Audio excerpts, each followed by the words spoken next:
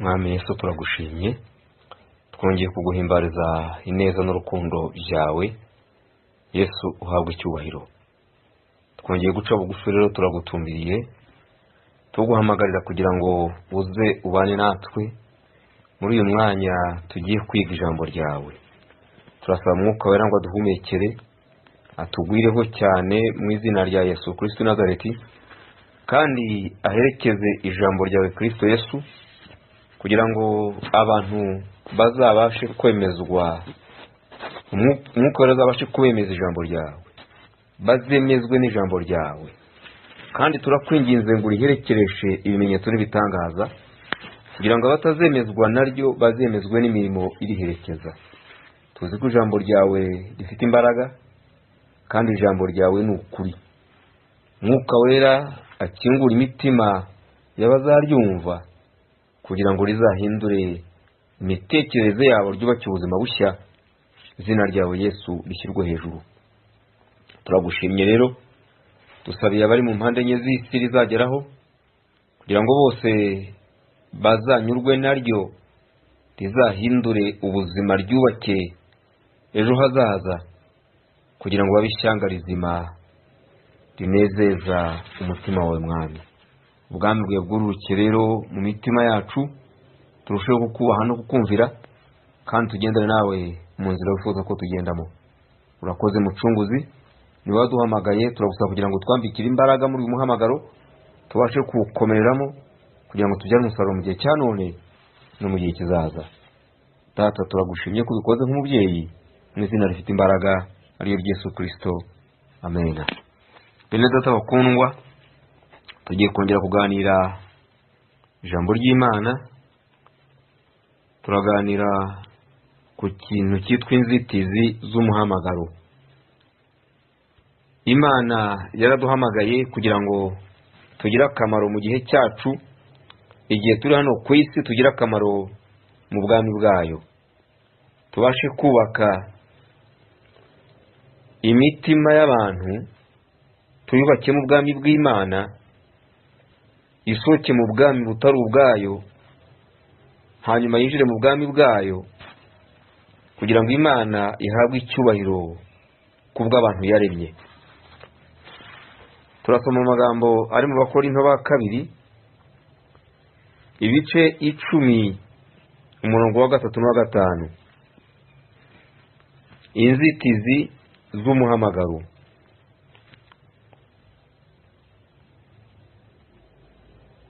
Ni Abakorinto ba kabiri, ibice 10, umurongo wa 3 kugeza ku murongo wa 5. Nubwo tugenda dufite umubiri w'umuntu, ntiturwana mu buryo bw'abantu, kuko intwaro z'intambara yacu atari iz'abantu, ahubwo imbere y'Imana zigira imbaraga zo gusenya ibihome no kubikubita hasi. Dukubita hasi impaka n'ikintu cyose cyishyiriye hejuru kurwanya kumenya Imana. Dufata mpiri ibitekerezwa mu mitima byose, ngo tubigomorore Kristo. 6, kandi twiteguye guhora kutumvira kose, ubwo kumvira kwanyu kuzasohora. Amen. N'amagambo intumwa y'Imana Pawulo yandikiye Abakorinto.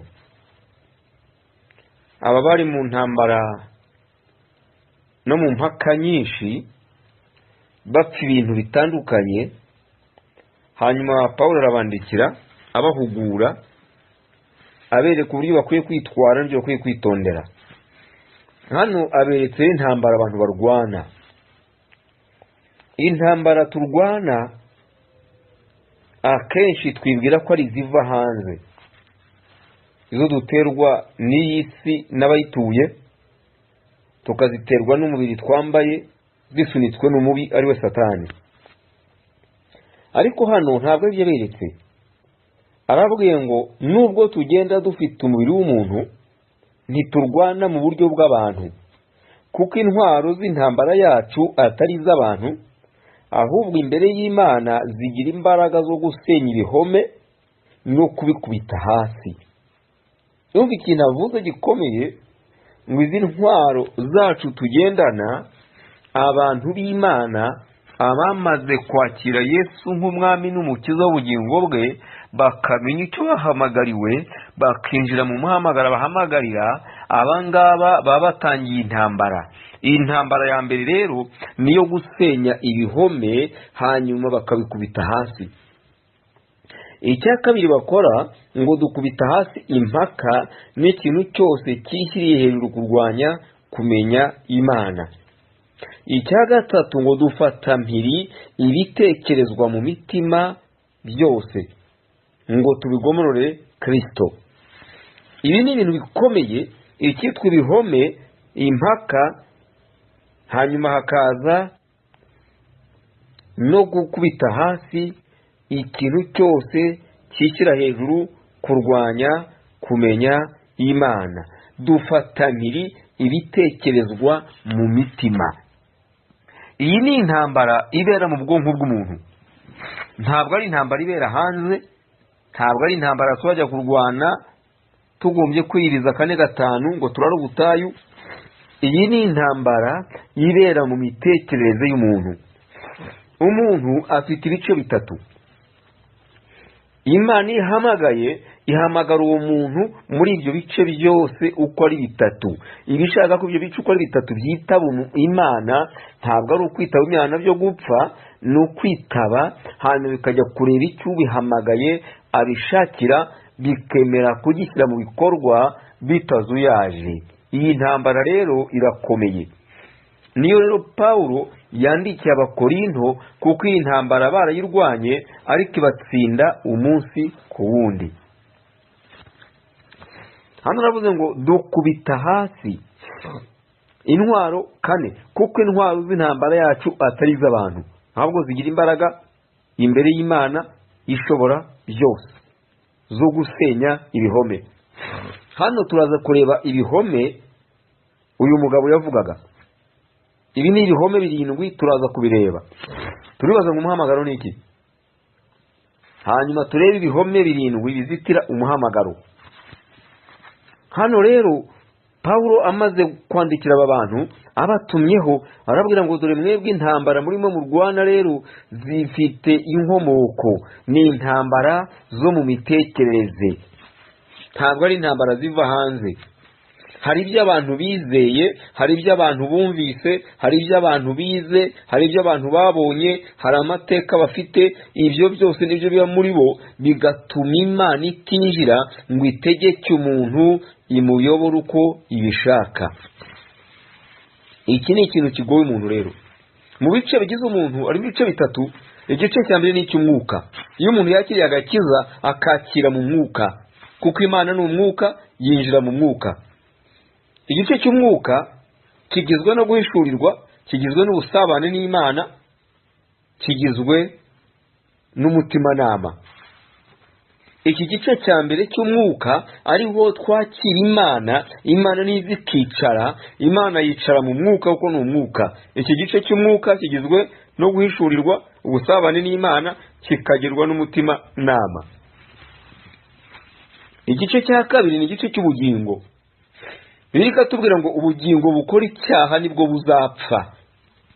Ubugingo bugizwe n'ibitekerezo, bugizwe n'amarangamutima, bugizwe n'ubushake. Umuntu nutekereza, umuntu tumenyera ku bitekerezo bye, umuntu tumumenyera mu byemeza afata, umuntu tumenyera ku marangamutima.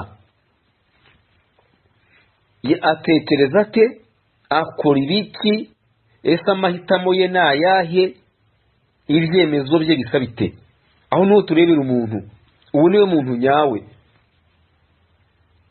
Ubu nibwo bugingo rero biri tubwira buzabona Imana. Umuntu w'imbere ari we wa wundi uryama ku buriri, hanyuma ukabona wahagurutse wagiye. Uwo mubiri uri ku buriri waryamye, ariko umuntu yasohotse mu mubiri yagiye. Ubwo nibwo bugingo.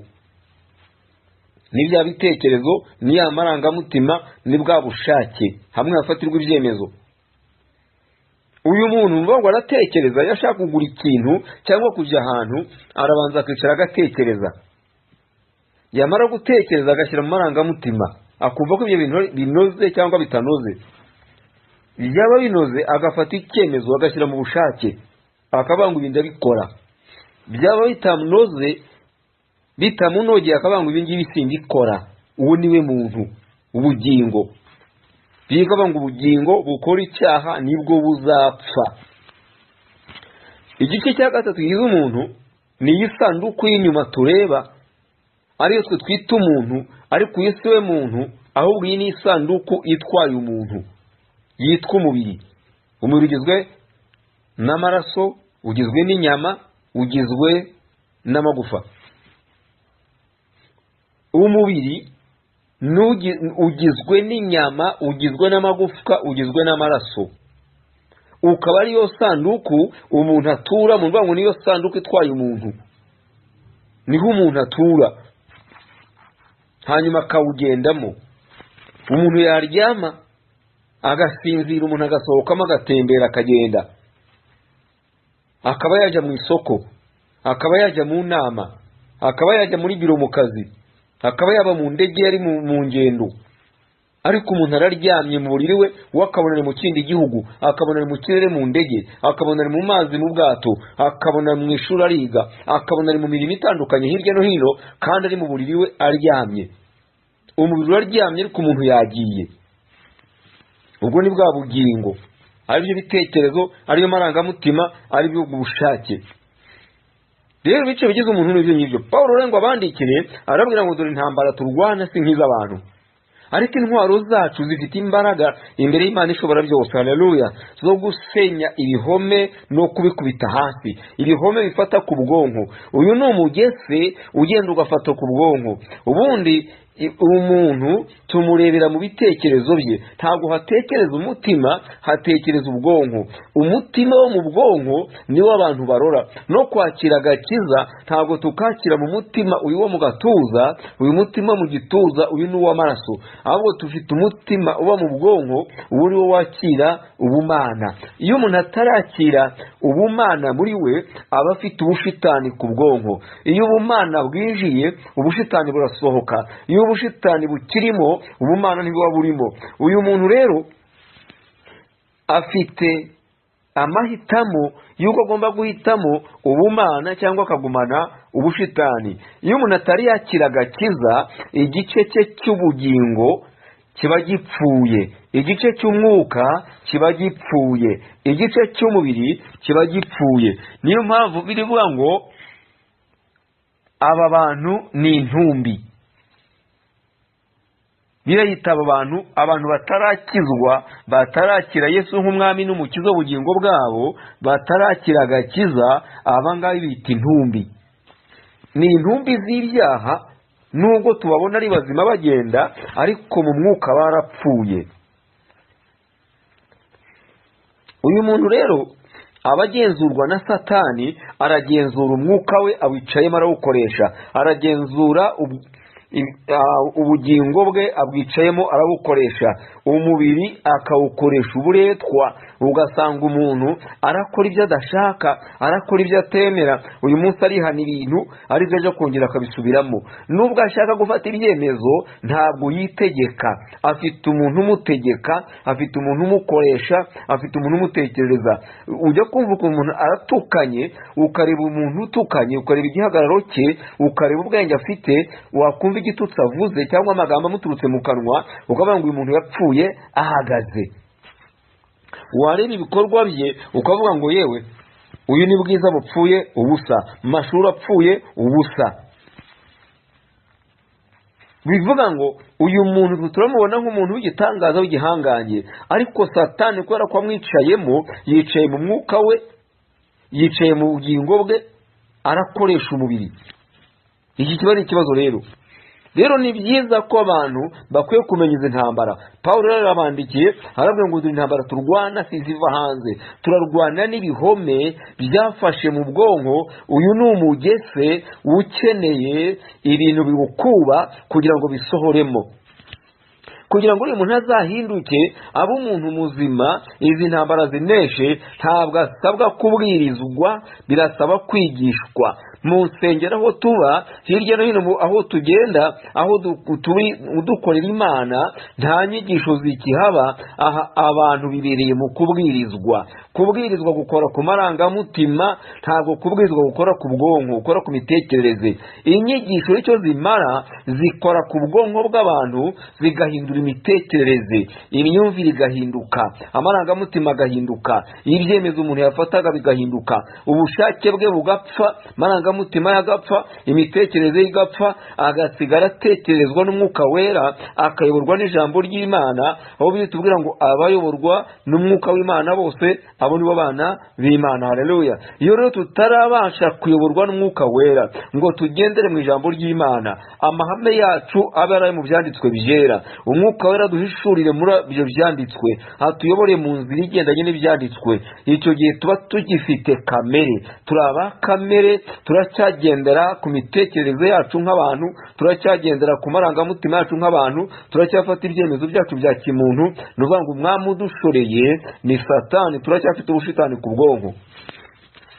Rero kugira ngo ubushitani ku bwonko buzaveho, birasaba gusobanukirwa ibintu, kukamenya izi ntambara, kuko aratubwiye ngo intambara turwana ntabwo ari nk'iz'abantu, ariko imbere y'Imana twebwe dufite imbaraga zo gusenya ibi bihome, hanyuma tukabikubita hasi, tugakubita hasi impaka n'ikintu cyose cyishyirije kurwanya kumenya Imana.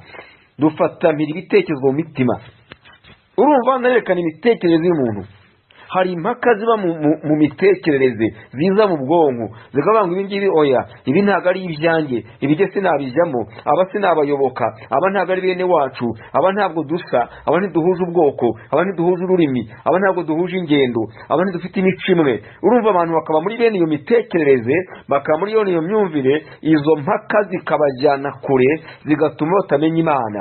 Hari usanga agira ngo jewe urwego rw'amashuri yanjye ntabwo runyemerera kuba muri aba ngaba, undi ati icyubahiro cyanjye ntabwo kinyemerera kugenda hariya, undi ati kubera ubutunzi ntunze ntabwo bunyemerera kuganira na bene aba. Izo ni impaka ziri mu mitima y'abantu, ni imitekerereze abantu bagifite.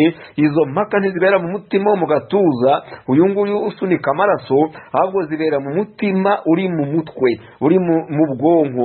Ubwonko bw'umuntu nibwo buyobora ubuzima, nibwo butanga icyerekezo, nibwo buhumekera umubiri wose kugira ngo ubashe gukora ugushaka kw'Imana cyangwa se ukwange. Aha rero niho Pawulo yavugaga mu bwonko, kuko nirwo ruganda rw'ibitekerezo, nirwo ruganda rw'amarangamutima, nirwo ruganda rw'ibyemezo. Hano rero iyo umuntu atarakira Yesu nk'umwami n'umukiza w'ubugingo bwe, iyo umuntu atarakira agakiza, aba apfuye mu mwuka, apfuye mu bugingo, apfuye mu mubiri. Uyu muntu atuwemo na shitani, afite ubushitani ku bwonko. Birasaba ngo yakire agakiza, hanyuma ubushitani busohoke mu mwuka, noneho numara gusohoka yakire Yesu nk'umwami n'umukiza w'ubugingo bwe. Namara kwakira Yesu yicare mu mwuka we. Iyo Satani asohotse mu mwuka, umuntu yakiriye Yesu nk'umwami n'umukiza w'ubugingo bwe, ntabwo Satani asohoka ngo agende, ahubwo yinjira mu bugingo, agatangira gukoresha ubugingo bw'umuntu. Ubugingo bw'umuntu abwicaramo, akaba ari uyobora ibitekerezo, akaba ari uyobora amarangamutima, akaba ari uyobora ubushake, agasigara gukoresha ugushaka kwe, akaguhitishamo ibyo we ashaka, akakujyana mu nzira yifuza, akavuga ngo ntacyo. Rero nubwo wakijijwe, nubwo wakiriye agakiza, ariko ubugingo bwe nzabuzirika, ntabwo uzakorera iyo Mana, ntabwo uzagenda mu nzira Imana igushakamo, uzagenda uko nshaka, uzagenda ukore ibyo ukora, ariko ugaruke gukoresha ibyo yewe nagennye ko unkorera.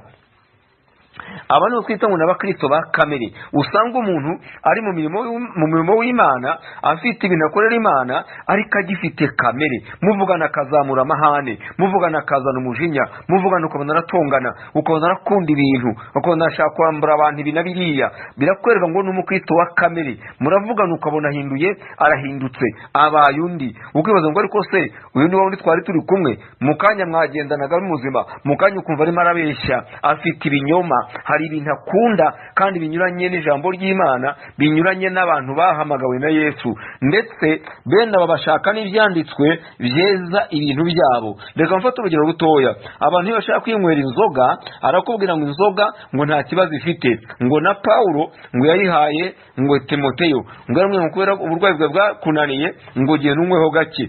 Ubu bakazana bene ibyo ngibyo bishaka kugira ngo ashyigikire intege nke ze, kuko umwanzi arimo aramubeshya, nk'uko umwanzi yasuye Yesu amusanze mu masengesho mu gice cya 4 cya Luka. Aramubwira ngo urashonje kandi uri umwana w'Imana, ufite ububasha n'ubutware n'ubushobozi, ufite imbaraga. Ubwo ushonje ibuye wari bwereka byara umutsima ukarya. Uko niko Satani ahumekera abantu rero, kuko asura ibitekerezo by'umuntu. Ariko asanga Yesu ari maso. Hamwe ngo haranditswe ngo ntabwo umuntu atungwa n'umutsima gusa. Haleluya. Nawe wagombye ko ufite ibyanditswe bizatsinda Satani. Ibi byanditswe ntabwo uzabikura mu ko bakubwirije, uzabikura mu kwigishwa. Kwigishwa ni ukwicara hasi ukiga ijambo ry'Imana. Yesu asiga abigishwa be yarababwiye ngo ndagiye, ariko nahawe ubutware bwose mu ijuru no mu isi, nanjye ndabahaye, mugende mu mahanga yose, mubwiriza abantu ubutumwa bwiza. Abazemera muzababatize mu izina rya Data, ry'Umwana, ry'Umwuka Wera, hanyuma mubigishe kwitondera ibyo nababwiye byose. Aravuga ngo muzabigishe, ntababwiye ngo muzababwirize. Twe rero dukunda kubwirizwa kuruta gukunda kwigishwa. Kubwiriza kurakora ku marangamutima, kurazana ibyo abantu bakeneye, kurazana inyungu z'iyi si, bigatuma abantu bashyuha mu kanya gato, bakaba mu kintu cy'ikiyaga, mu kandi kanya bimwe bababwiye bakabishaka bakabibura, hanyuma akagaruka ugasanga aratuka Imana, agatuka n'abakozi bayo. Umwanya wo kwicara hasi ngo wige ijambo ry'Imana ntubufite, kandi niwo ufite umumaro. Iyo wize ijambo ry'Imana ribohora umwuka wawe, rikabohora ubugingo, rikabohora umubiri, umuntu akaba muzima muri Kristo Yesu, akaba ari mutaraga, nk'uko Abatesalonike batubwira ngo umwuka wanyu, umubiri wanyu n'ubugingo birarindwe ntibikabeho umugayo kugeza Yesu Kristo azazira. Haleluya. Umwuka urindwe, ubugingo burindwe, umubiri urindwe kugeza Yesu Kristo azazira.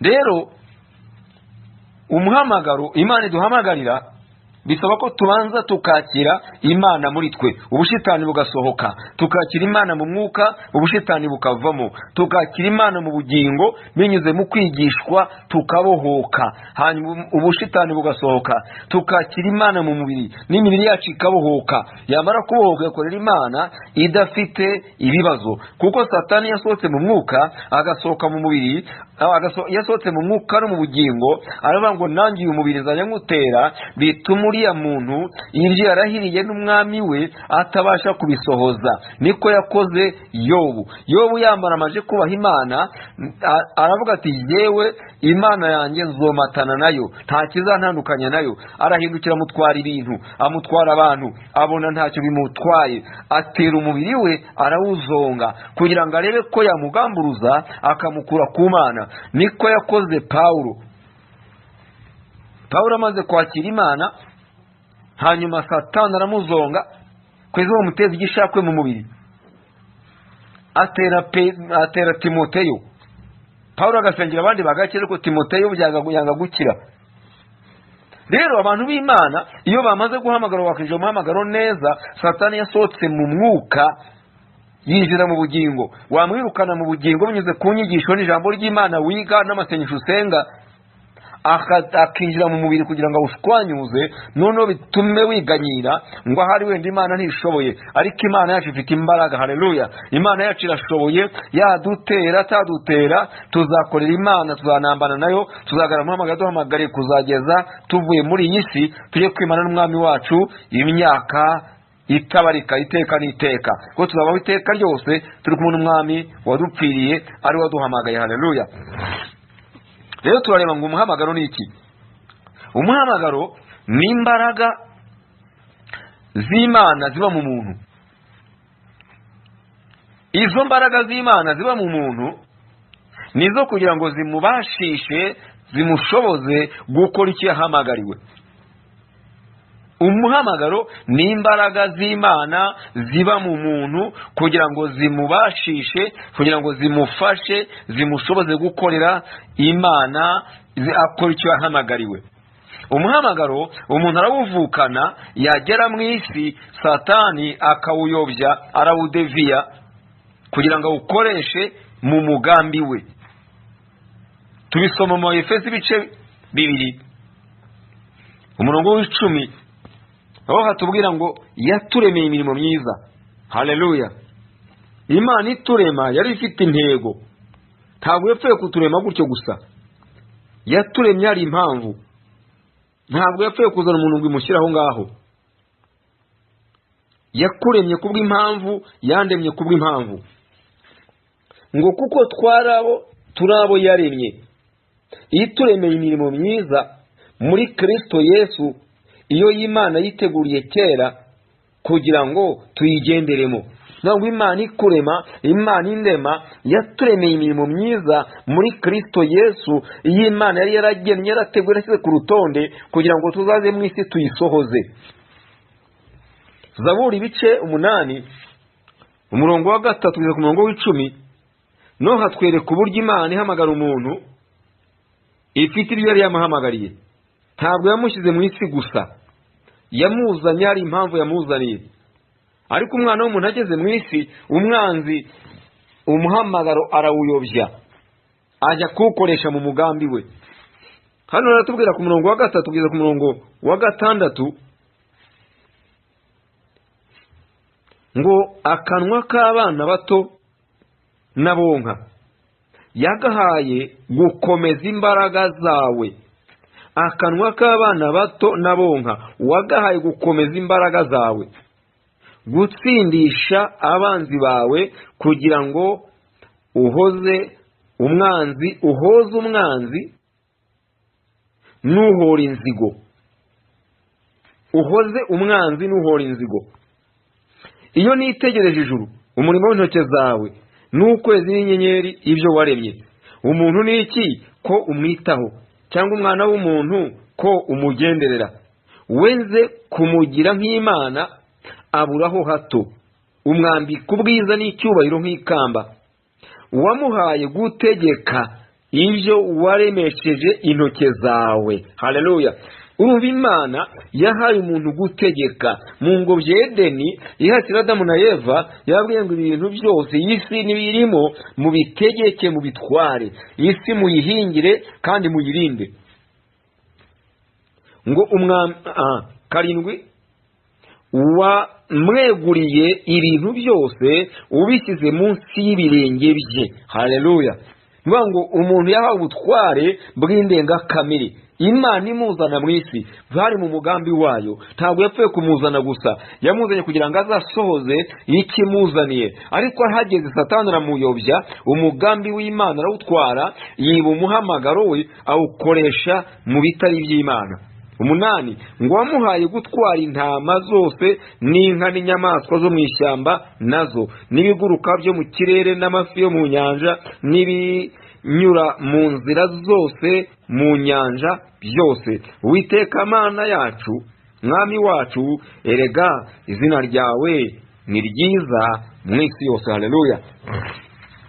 Hano hatwereka rero ko umuntu ashyirwa mu isi yahawe ubutware, yahawe ubushobozi, yahawe imbaraga. Haleluya! zo kuzamushoboza gukora icyo Imana imushyiriye mu isi, kuko yamuremeye imirimo myiza iyo yateguriye muri Kristo Yesu. Yaje mu isi haba urutonde rw'ibyo umuntu agomba gusohoza. Rero ikibazo gikomeye gihari ni uko tugera mu isi, Satani akadeviya umuhamagaro, arawuyobya, akawujyana mu byo tutahamagariwe, tukazarinda dupfa tutamenye ko twasohotse mu mugambi w'Imana. Umuntu agakora ibizira, akibera mu bibi, ariko akubwira ngo nanjye ndakorera Imana, ntamenye ko Shitani yamwibye ubwonko bwe, akabwicaramo, akaba ari utegeka umwuka we, akaba ari utegeka amarangamutima, akaba ari utegeka ubugingo, akaba ari utegeka umubiri, akamukoresha nk'inka zihinga atagira ikiruhuko. Iki ni ikibazo gikomeye rero. Umuhamagaro urageragezwa kandi uranagerageza. iyo umuntu yahamagawe ahura n'intambara nyinshi. Intambara ikomeye y'umuntu arwana nayo niyo arwana nawe ubwe. Kurwana nanjye ubwanjye nkitsinda, kuko hari ibyo nakundaga gusohoka nkajya mu rubyiniro kugira ngo nzabirwanye bimvemo. Umwanya w'urubyiniro njye mu rusengero, umwanya w'urubyiniro njye mu ijambo ry'Imana, umwanya wo kureba filimi, njye gusoma Bibiliya no gutegura inyigisho, umwanya wo kujya muri bya bindi najyagamo, umwanya wo kuba muri babandi nabagamo nkawugarura ku Mana. Ntabwo ari intambara yoroshye. Ibintu maze n'imyaka 40 kugira ngo nzabihindure bisaba imbaraga nyinshi, kandi bisaba ubuntu bw'Imana. Ntabwo ari ibintu byoroshye. Rero hari intambara zanjye ubwanjye, izo ni zimwe. Hanyuma tubwiye ngo intambara turwana si nk'iz'abantu. Intambara ya kabiri turwana niyo turwana na sosiyete, aho tuba hano hanze, isi tubayemo. Hari ibyo turwana byo bitagira ingano. Hari ibyapa hirya no hino byamamaza imirimo y'umwijima. Hanyuma kubera ko turaba umwijima, natwe tugakunda imirimo y'umwijima. Ariko siyo twahamagariwe. Twahamagariwe imirimo y'umucyo, turaba umucyo. Yesu yaduhamagaye nk'umucyo w'isi, tugomba kugenda mu mucyo we. Tukajyana umucyo, ntitugende mu mwijima ngo dutware umwijima. Twahamagariwe gutwara umucyo. Haleluya. Uro gutwara umucyo, uro gutwara umwijima. Kandi duhura n'intambara mu rushako duhura n'intambara zitoroshye. Duhura n'intambara mu mashuri twiga no mu myigire yacu. Duhura n'intambara mu kazi dukora. Abandi bazamurwa mu ntera, hanyuma we batitaha. Abandi barabazamuye, we baragusezereye. Abandi barabazamuye, we umushahara barawugabanije, abandi babongereye imishahara. Imirimo yose ashoyemo imbaraga, uyu muntu wahamagawe, imirimo yose ashoyemo imbaraga agahomba.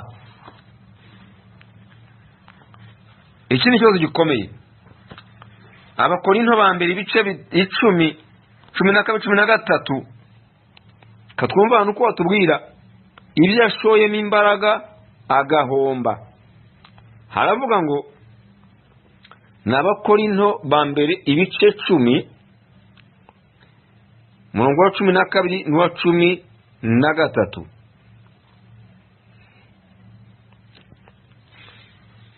Nuko rero uwibwira ko ahagaze yirinda atagwa. Nta kigeragezo kibasha kubageraho kitari rusange ku muntu cyangwa ku bantu, kandi Imana niyo kwizerwa, kuko itazakundira kugeragezwa ibiruta ibyo mushobora, ahubwo hamwe n'ikibagerageza izabacira kanzu kugira ngo mubone uko mubasha kukihanganira. Haleluya. Muri izo ntambara duhura nazo, muri ibyo bigeragezo bitagira ingano, nuvuga ngo Imana yo iraduhumuriza ikatubwira ngo nta kigeragezo kiba kitari rusange kubo yahamagaye. Kandi noneho ngo hamwe n'ibitugerageza Imana ica icyanzu, kandi ntabwo izatanga kugeragezwa kurenze kwizera kwacu, kurenze ibyo twakwihanganira. Ngo hamwe n'ibitugerageza rero igishyiramo icyanzu kugira ngo idutabare tutagwa mu nzira. Haleluya. Rero ubona uri mu ntambara ntugacike intege ngo usubire inyuma, ahubwo jya umenya ngo imbere hariyo gutabarwa. Kandi intambara urwana, uburemere bwazo n'igihe zimara bikwereka ko imbere hari umurimo munini uhamagarirwa gukora. Kandi uko utinda kwinjira mu bisubizo, uko utinda mu ntambara, ni nako uzatinda mu gukorera Imana. Umuhamagaro utuma umuntu ahabwa akato, akaba wenyine, kuko ababona kandi yumva ibinyuranye n'iby'abandi bumva cyangwa babona. Bimuhesha rero guhora mu ntambara n'abantu, akaba mu kato. Ariko ntabwo aba ari wenyine, aba ari kumwe n'umwami we, ari we Yesu Kristo. Haleluya. Nubwo uhabwa akato, nubwo ucibwa, nubwo ushyirwa wenyine, ariko ntabwo uri wenyine. Haleluya. Yesu aba ari kumwe nawe, Mwuka Wera abaguhumuriza. Tuba turi kumwe n'Imana, ijuru riba ryatugendereye. Rero tugiye kureba ibihome 7, icyo cya kabiri, ibihome 7 bizitira umuhamagaro w'umuntu. Twabisomye no mu Bakorinto, aho Pawulo yabandikiraga ababwira ngo ntabwo turwana mu buryo bw'abantu, kandi intwaro z'intambara yacu zifite imbaraga. Ibi bihome birindwi babwiraga ni ibihe? Ibi ni ibintu umugese ufata mu bwonko ugatuma umuntu adakorera Imana, kandi ariko Imana yamushyiriye mu isi, ariko Imana yamuhamagariye. Iraguhamagaye, ikuvanye mu ikorosi winjiyemo, muri wa muhamagaro utari uwayo wagiyemo, iraguhamagaye gukuyeyo. Yamaze kuguhamagara kugukurayo, isanze Satani hari umugese yashyize ku bwonko bwawe kugira ngo utazakorera Imana. Ninaguhamagara uzayipfira ubusa, ariko ntabwo tuzapfa ubusa mu izina rya Yesu, kuko dufite Imana y'imbaraga. Tugomba kwicara hasi tukiga, twamara kwiga uyu mugese ukavaho. Nuvuga ngo ahari bya bindi bikurwaho n'ijambo ry'Imana. Aho ijambo ry'Imana ryageze rirabihanagura rikabisiba, hanyuma rigashyiramo ibishya, rishyiramo ibyaryo. Igihome cya mbere duhura nacyo ni igihome cyitwa umuco. Umuco ni igihome gikomeye kigoye umuntu.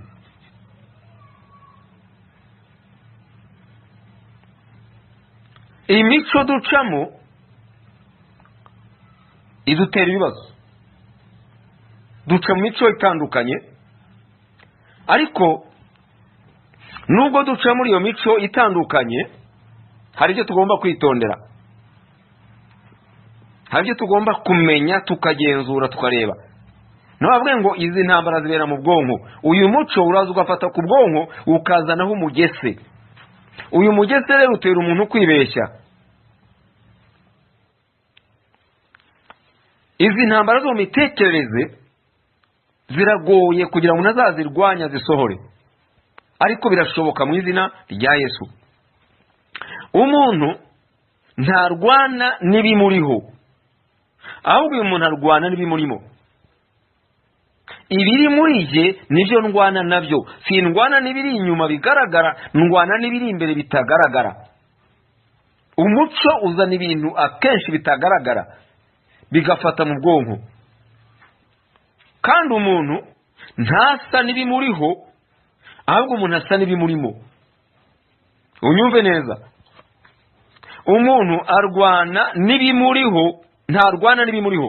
Umuntu arwana n'ibimurimo. Intambara turwana si iz'ibituriho, ahubwo ni iz'ibiturimo. Kandi umuntu ntasa n'ibimuriho, ahubwo umuntu asa n'ibimurimo. Uko umuntu asa imbere ni nako agaragaza inyuma. Abantu ntabwo badukundira imiterere, abantu badukundira imitekerereze. Imiterere yanjye mu kanya gato yahinduka, ariko imitekerereze y'umuntu iyo niyo ituma abantu bamukunda.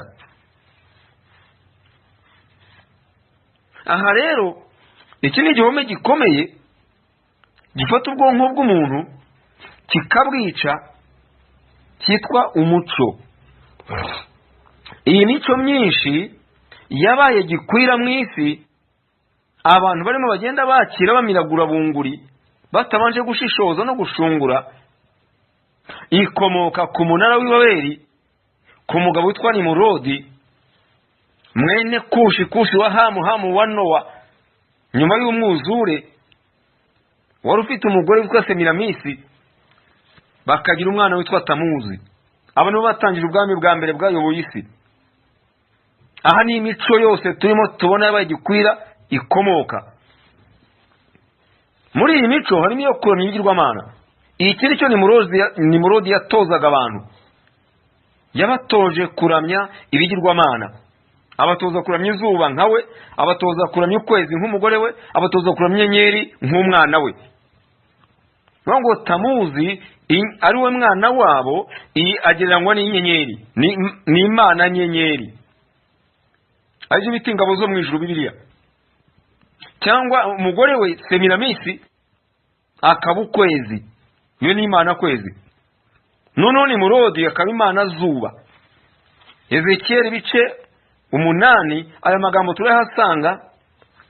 Imana nidufashe uko ibihe bijya imbere tuzagenda tubiganira. Kuramya ibigirwamana aha niho byatangire ku munara w'i Babeli, hanyuma Egiputa irabyakira, aho ubwami bwategetse isi ku mugaragaro bwatangiriye. Abashuru barabifata, Babuloni irabyakira irabikwirakwiza, biza kugira Muhammed n'Abaperesi. Hanyuma haza ubwami bwa gatanu bw'Abagiriki. Abagiriki babishyiramo noneho n'umuco urusirimu, barabisirimura babikwirakwiza mu mpande enye z'isi. Abaroma baza gusimbura Abagiriki, hanyuma barabifata babyinjiza mu iyobokamana, bakajya gukoroniza ahantu, kuko ni leta yategetse isi imyaka myinshi. Aho bagiye gukoroniza bakitwaza ibigirwamana, bababwira ngo babazaniye Imana. Aha rero harasaba ubwenge n'ubumenyi n'ubuhanga bukomeye. Isi yoboka ibigirwamana irabiramya. Abantu benshi baramya ibigirwamana bazi ngo bararamya Imana, bivuye ku munara w'Ibabeli. Uyu ni umuco watuzaniye kuramya ibigirwamana wo kwa Nimurodi. Umuco utuzanira ikintu cya kabiri cyitwa tatuwaje. Izi tatuwaje zaciye ibintu mu biyita abasitari, zavuye ku munara Ibabeli, byazanywe n'umuco wa Nimurodi. Izi politike zishingiye kuri demokarasi, kuko yaravuze ngo twamaze kuba benshi, rero tugomba kwiyubakira ubwami tukabona izina, ntidutatanire hirya no hino. Iyo niyo ari intego ye. Imana we ngo mubyare mugwire mwororoke mwuzure isi. Waravuga ngo twebwe ntabwo tugenda ngo dukore ibyo Imana yavuze. Intego ya Nimurodi yari yo kugomesha abantu, akabangisha Imana, akabatoza kuramya ibigirwamana. We yari kugamburuza umugambi w'Imana, nicyo cyamuzanye mu isi.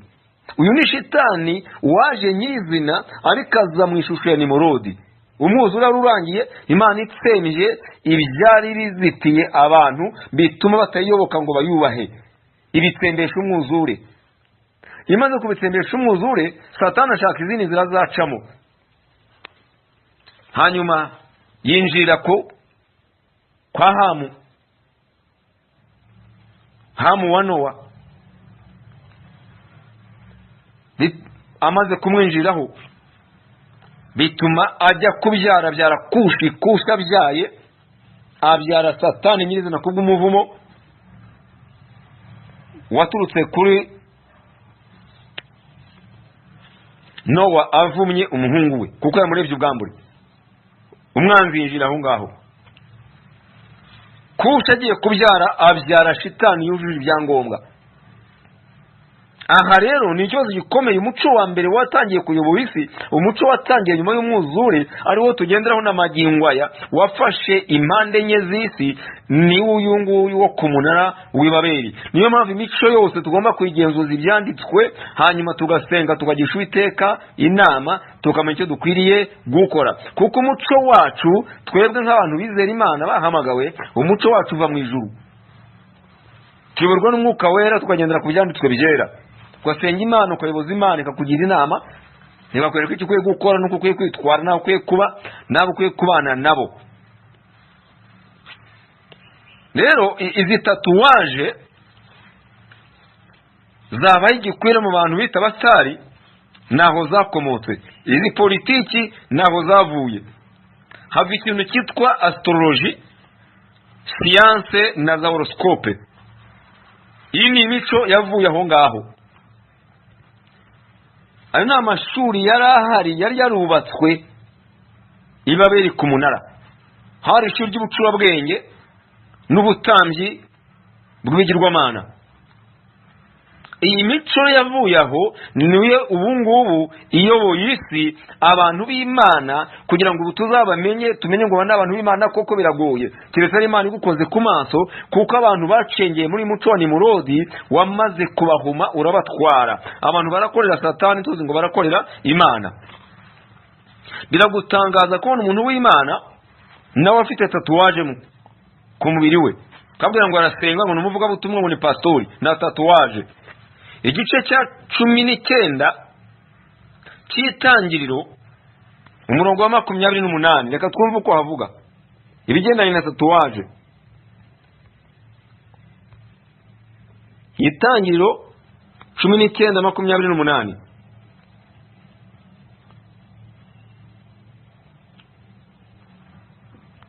Itangiriro 19:28 haravuga hatya hati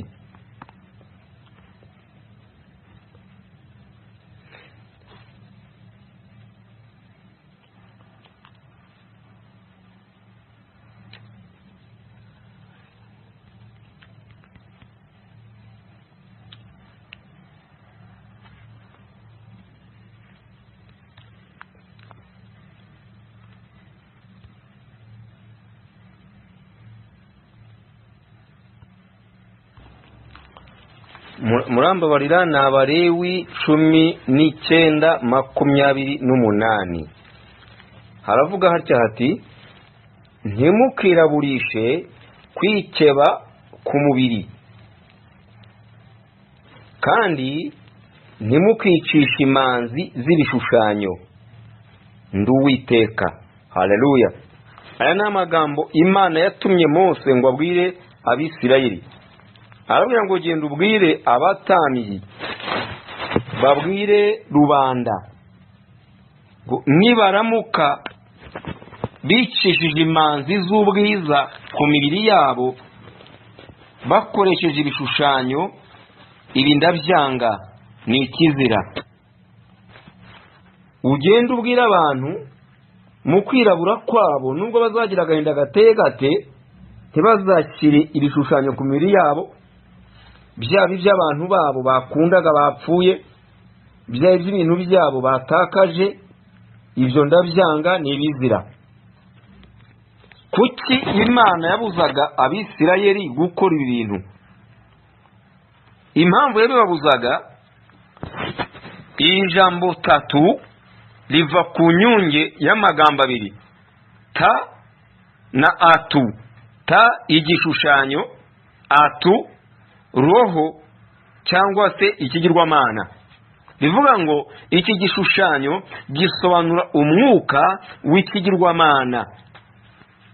Unango umuntu yishushanyijeho ikigirwamana runaka afite uwo mwuka. Umwuka w'ikigirwamana wamufashe, umaze kumufata none akishushanyaho, agiye kuramya ibigirwamana, noneho agendana nabyo. Abafite rero izi tatuwaje, abangaba tubita abastari, nabo ubwabo niko biyita. Aba n'abana ba Nimurodi baje kurangiza ibyo Nimurodi yasize atarangije. Umugambi yasize atarangije ni uwuhe? Nuwo kugomera Imana no kwangisha abantu ubwami bwayo, no gutoza abantu kuramya ibigirwamana, akabakura ku Mana yabaremye ikabashyira mu isi, ikabatuma, hanyuma akabaha Satani akaba ari ubakoresha. Kuko yaje ari intumwa ya Shitani, iza gukorera mu isi yambaye umubiri w'abantu. Niyo mpamvu yaje avuga ngo twebwe ntabwo tuzemera gutatanira hirya no hino nk'uko Imana ibivuga. Tugiye kwibakira umudugudu munini hano, twibakire umunara muremure, cyambere twishakire izina, tumenyekane hirya no hino. Bazubaka umudugudu munini, hanyuma bibakire ubwami, maze bazamura umudugudu, bazamura umunara, bazamuke bamenyekane. Bashaka kuzamuka bagasumba Imana kandi bagashyiraho ubwami bwabo. Niyo mpamvu yatangije ubwami, ari we wazanye ubwami mu isi. Ntabwo umugambi w'Imana harimo ubwami, harimo abacamanza ikaba umwami. Rero impamvu Imana ibitubuza nuvuga ngo uyu ni umwuka w'ibigirwamana ufata abantu, bamara kubafata hanyuma ugashaka kubashyira ku gasozi ngo bagaragare, bo bakita ko ari abantu bakomeye, ariko aba ni abastari. Iyi nyenyeri ni abana ba Nimurodi, ni Tamuzi. Nk'uko ukwezi ari Semiramis umugore we, nawe akaba izuba. Umwuka we wagiye mu zuba, uw'umugore wapfuye ujya mu kwezi, uw'umwana we wapfuye ujya mu nyenyeri. Niyi myuka ifata abantu rero igatera abantu kuba abastari. Iyo abaye umusitari aba agiye kuyobya imbaga itagira ingano ituye isi Imana yahamagariye gusohoza imirimo myiza yiteguriye kera muri Kristo Yesu. Umugambi w'Imana yari yarawushyiriyeho mu isi kugira ngo uwo kurwanya Satani ubwami bwe wubake ubwami bwayo. Satani rarazaga akitambika hanyuma akabayobya akabatwara mu mugambi we kugira ngo bagandire Imana bamugandukire babashe kumukururiraho abantu batagira ingano azarimbukane nabo. Icya kabiri tubona iki cy'inzitizi dusanga muri biriya bihome birindwi, igihome cya kabiri cyitwa politike cyangwa se ubutegetsi.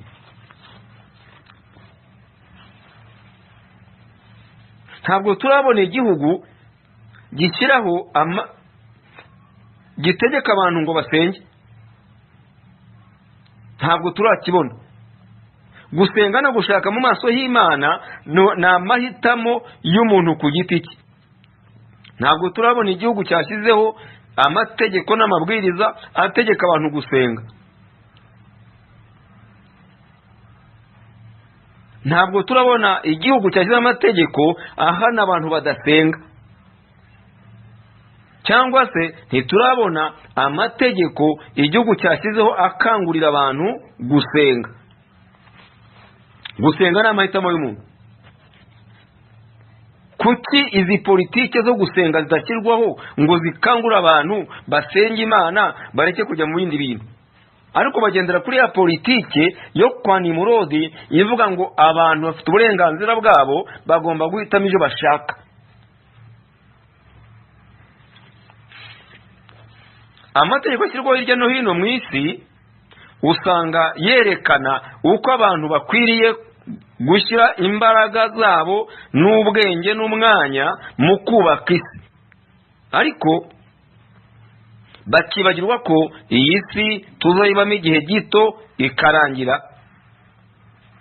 Ahubwo bagombye gukangurira abantu gushaka no gukora ibyo aho bazajya hategeka, kuko tuzajya tuzahamara imyaka itabarika, tuzahaba iteka n'iteka kuruta kuvunikira hano ho tumara igihe gito. Nta mategeko rero abaho ashishikariza abantu cyangwa se abakangurira kumenya icyo bashyiriwe mu isi n'uwabahamagaye ngo bategure aho bazaba ubuzira herezo. Ubutegetsi ni igihome gikomeye kizitira abantu basenga. Igihome cya gatatu nibyo twigira ku babyeyi cyangwa abaturera. Ibyo abantu bigira ku babyeyi cyangwa ibyo abantu bigira ku babarera. Imyitwarire y'abatubyaye cyangwa abaturera agira uruhare rukomeye mu kugena uko tuzabaho mu gihe kiri imbere. Iyo ufite so cyangwa se umubyeyi wawe cyangwa ukurera utaha abantu bakiruka bagahunga, uri umuhungu, ejo nawe niba ubaka urugo uzajya utaha abantu bakumva biruke. Ntabwo ntazakwicaza hasi ngo akubwire ngo dore sha muhungu wanjye kugira ngo uzabe umugabo nuko uzajya utaha urwana utongana ufite umunabi. Ahubwo ureba ibyo akora ukabimwigiraho, ejo nawe urugo rwawe rukazamera nk'urwe. Umukobwa iyo akuriye ku mubyeyi usuzugura se, utubaha umugabo we, akenshi usanga nawe ari rwo rugo yubatse. Ibyo tubigiraho tujye tugenzura rero ibyo twigisha abana bacu. Ese abana bacu batubona bate? Batwigiraho ibiki? Ko turi abakozi b'Imana mu ngo zacu, abana bacu tubigisha iki? Ni ibiki batwigiraho? Ni ibiki tubatoza? Inyigisho nyinshi bafata ni za zindi barebesha amaso, bumvisha amatwi, twe tutagize uruhare mu kubigisha. Ntumwicaza hasi ngo umubwire ngo dore bigenda bitya, ahubwo ibyo ukora n'ibyo uvuga n'imyitwarire yawe arayireba. Uko akubona rero ejo niko nawe uzamusanga. Niba kubona wasinze, niba kubona urwana, niba kubona wiyandarika, niba kubona utiha agaciro utiyubaha, nawe azakura atyo. Mugenzura ababyeyi b'abadamu b'abagore basa n'abataye umuco, n'abakobwa babusanga baratekerenge mu cyabo. Igihome cya kane turwana nacyo kizitira umuhamagaro ni igihome cyitwa ibikomere by'amateka twaciyemo. Amateka ducamo aturema bushya, aduhindura abandi bantu batari bo mbere. Hari ubuzima bw'ubuhunzi abantu bacamo bukaguhindura umurakare. Hari ubuzima bwo gusuzugurwa, kudakundwa, kutubahwa, kutumvuga, kudategwa amatwi. Abantu bakagusuzugura ugahora munsi, abantu barakugize igicibwa. Iyo rero umaze kugira nawe ijambo, iyo ugize aho ugera usanga nawe ushaka kwihorera. Uzashaka kugira ijambo ku bantu, ushake kubashyira munsi y'ibirenge, ushake kubicarira munsi y'intebe, ushake kubakandamiza. Igihome cy'amateka duciyemo. Igihome cya gatanu ni cy'amadini twabayemo. Iki cyo kiragatsindwa n'Imana, kuko iki kirakomeye, no kukirandura mu muntu ntabwo byoroshye. Kuko umuntu muravugana ati wacu si uko bikorwa, umuntu mwaganira ati wacu si uko batwigishije, umuntu wamwegera ati wacu si uko bitwara, agashaka kukwereka iby'iwabo. Niyaje mu rugo rwawe ashaka kukwigisha ibyo mu nsengero zabo. Iyo muhamagaye ngo umusengere ashaka kuvuga ngo nsengera gutya, ngo niko iwacu basenga. Urumva udasenga nkawe akubona nk'umunyamahanga, akubona nk'umwanzi we. Hari igihome gikomeye kizitiye abantu b'Imana cyitwa amadini. Hari amadini yatsikamiye abantu, imitekerereze yabo irapfa, imitekerereze y'abantu iragwingira. Akumva ko hari abandi bamutekerereza, akumva ko hari abandi bamuvugira bamusengera, akumva ko hari abandi bamuvuganira, bakumva ko hari abandi bamuhurira n'Imana atahura nayo, atavugana nayo, itamwumva, itamubona. Agahora ategereje abandi ko bamubwira ibyo Imana yavuze. Ugasanga imitekerereze iri hasi kandi akubwira ko ari umukozi w'Imana. Niba Yesu ari bwenge, twagombye kumukuraho ubwenge kugira ngo tumukorere. Ntabwo Imana ikoresha abaswa, Imana ihamagara abaswa ariko ikoresha abanyabwenge. Ntabwo Imana izagukoresha uri umuswa, izagukoresha uri umunyabwenge, kuko ni bwenge. Arashaka ko abantu bagira ubwenge. Niba rero utegereye bwenge ngo aguhe ku bwenge ujye gufasha abantu bagira ubwenge b'abanyabwenge, ntabwo uzakorera Imana. Uyu muntu usanga afite imitekerereze yo hasi, cyangwa afite imitekerereze yapfuye, yagwingiye, ni igikuri mu mwuka, ariko aravuga ko akorera Imana, arakubwira ko nawe ari umukozi w'Imana kandi uzaragwa ubugingo. Uyu rero usanga aramya abapastori, arabita badadi, ba nyina ni ba mami, kandi biravuga ngo ntazagira umuntu umwita data, kuko data n'umwe, ni data twese uri mu ijuru. Ayo ni amagambo ya Yesu. Ntimuzagira umwita mukuru, kuko umukuru n'umwe, ni nyir'ibihe byose. Haleluya. None abantu babaye ba dadi, ni ba data, abandi babaye ba mami. Iri ni ishyano ryaguye. Iki ni igihome gikomeye kiva mu idini, gituma abantu baramya abantu kuruta kuramya Imana. Bararamya abahanuzi, bararamya abapadiri, bararamya bita abakozi b'Imana b'ingeri zitari zimwe. Aramubona agahinda umushyitsi. Iki ni ikibazo gikomeye. Igihome cya gatandatu ni imirimo twakoze cyangwa dukora. Imirimo dukora cyangwa imirimo twakoze igena uko twitwara n'uburyo tubaho. Icyubahiro duheshwa nayo cyangwa twaheshejwe nayo bikatwumvisha ko hari abo tutabana, abo tutagendana, abo tutasurana, abo tutaba hamwe, abo tutaganira, abo tutasangira. Icyo ni igihome gikomeye cy'imirimo twakoze cyangwa imirimo dukora, igenda ikaturema, ikaduhindura abandi bantu, tukumva ko twe turi hejuru ya bose, tubasumba. Aho twagakuye umugisha, aho twakaboneye Imana, twagahuriye nayo, aho twakinjiriye mu muhamagaro, aho tukahanga, tukahatinya, tukahahunga, kubera ko atari mu rwego rwacu. Hari kategori umuntu yishyiriyeho. Hari amabwiriza n'amahame n'amategeko bigenga bene aba bantu, hari uko byabubatse. bituma umuhamagaro yabo ipfa. Igihome cya karindwi aricyo cya nyuma ni ubumenyi twize mu mashuri cyangwa dukura hirya no hino.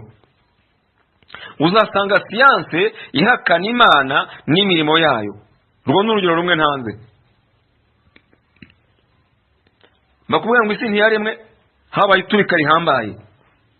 Bakubwira ngo umuntu ntabwo yaremwe ngo habaye evolution. Ubwo ni ubumenyi umwe namwe dukura mu mashuri cyangwa tuvana hirya no hino. Hari ubumenyi dukura mu mashuri nubwo tuvana hirya no hino.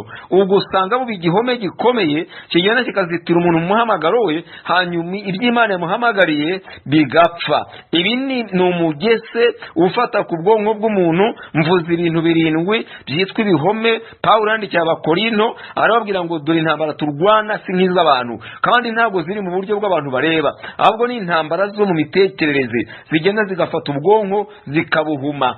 Uyu ni umugese ufata ubwonko ukabuhambira, hanyuma kugira ngo uyu muntu azatekereze neza akanguke birasaba gufata ijambo ry'Imana tugakuba bya bihome. Tugafata itangiro tugakuba igihome cy'umuco kikavamo. Tugafata kuva tugakuba igihome cy'ibyo twigiye ku babyeyi kikavamo. Tugafata Ezekiyeli tugakuba igihome cy'imirimo twakoze kikavamo. Tugafata Yeremiya tugakuba igihome cy'ubumenyi twize mu mashuri kikavamo. Tugafata Matayo, tugafata Yohana, tugafata Luka, tugafata Mariko, tugakuba igihome cy'idini kigasohokamo hakinjira Kristo Yesu, umuntu akakira ubumana muri we, itorero rikaba ryo rikorera mu buzima bwe. Haleluya! Akakira imbaraga z'umwuka wera. Tugafata ijambo ry'Imana tugakuba bene ibi bihome byinjiye mu bwonko bw'umuntu. Uyu mugese w'ibi bihome ukavaho, umuntu akakira ubumana muri we. Ubushitani bugasohoka